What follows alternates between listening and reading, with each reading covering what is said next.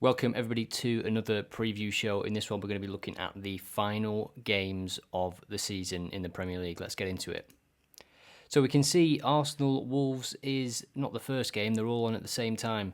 And we can scroll down, we see Aston Villa-Brighton, Brentford-Manchester City. Brentford could do the double over Manchester City. They did actually beat Man City at the Etihad just before the World Cup. Chelsea-Newcastle, Crystal Palace, Nottingham Forest, Everton, Bournemouth, massive. Leeds, Tottenham, massive. Leicester, West Ham, massive. I think Leicester could win there and not survive, which is possibly quite likely. West Ham, with their minds set on the the Conference League final, you would think. Manchester United against Fulham and Southampton hosting Liverpool. So will Southampton end the Premier League stay with a victory, or will they just perform as they have been doing? We're going to start with that game. Let's take a look at it. Now, we'll look at the last 10 games for both teams, and you can see just one win in the last 10 games for Southampton. It has not been good, but just one in the last 4 away games for Liverpool. This is looking at the away form and the home form. If we want to toggle to overall, we can do that, and we can see that there is actually 0 wins now in the last 10 games for Southampton. They've not really gone down with a fight. They're still conceding for fun. And when you look at the teams that they've played recently, they've lost the last 5 games to Bournemouth, Newcastle, Forest, Fulham and Brighton. But they conceded 4 goals to Forest, which Forest haven't done that to many teams this season. I think all things point towards a Liverpool victory, if we're being honest. But away from home, we did see that record. They've won the last 3, so when we were looking at the last 10 originally, it was this bit of form underneath that was coming in. You know, the 4-1 at City, the 1-0 defeat at Bournemouth, 0-0 at Chelsea. But since then, you can see they have started to score goals. 6 against Leeds, 2 against West Ham and 3 against Leicester. These are all teams at the bottom end of the table, and now they're playing another team away from home from the bottom end of the table. You could see Liverpool ending this game and ending the season, with style. Manchester United hosting Fulham, and we can see in the last 10 games, Fulham have outscored Manchester United, but Manchester United has a much better defensive record. Let's just take a look at the recent results. We'll look at all of the games, and we can see a couple of clean sheets on the bounce for Manchester United. If we look at Fulham, they've got Mitrovic back.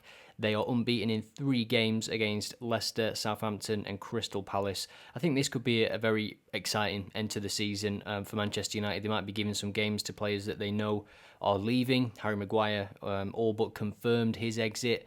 And there's going to be a big summer at Manchester United, regardless of who they bring in. They're going to have to let go some players. Martial, McTominay, Eric Bailly's on his way out. David De Gea still not signed a new contract.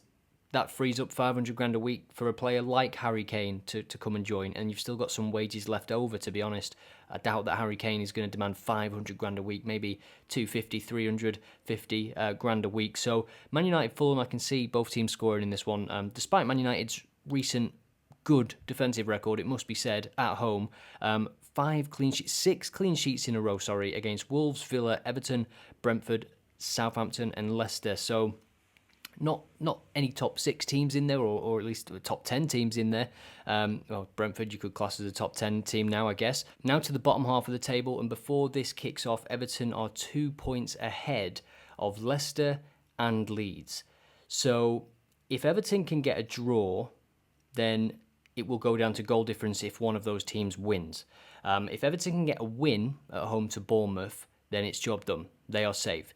So for Leicester and Leeds, it's not in their hands completely. All they can do is their job and win.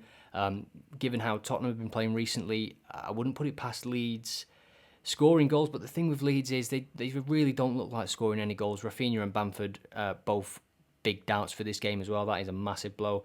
Although Bamford, maybe he needs a bit of time out of the team. He's not been what Leeds have needed. He's not performed at all.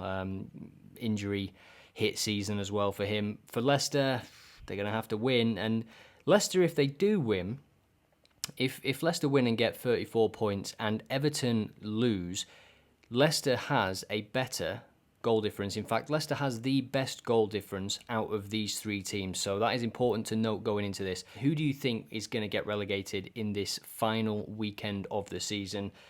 I am torn between Leicester and Everton. I think Leeds do not have enough, although Ellen Road last game of the season, so much on the line. The crowd could drive them, but it hasn't as of yet under Sam Allardyce. It hasn't as of yet. I think that Newcastle game, 2 penalties to concede, rash challenges, defenders making mistakes, it could cost them. They're going to need a bit of a miracle, to be honest, because of the goal difference. Leicester, don't write them off just yet. Who do you think will be relegated? Please let me know in the comments, and as always, enjoy.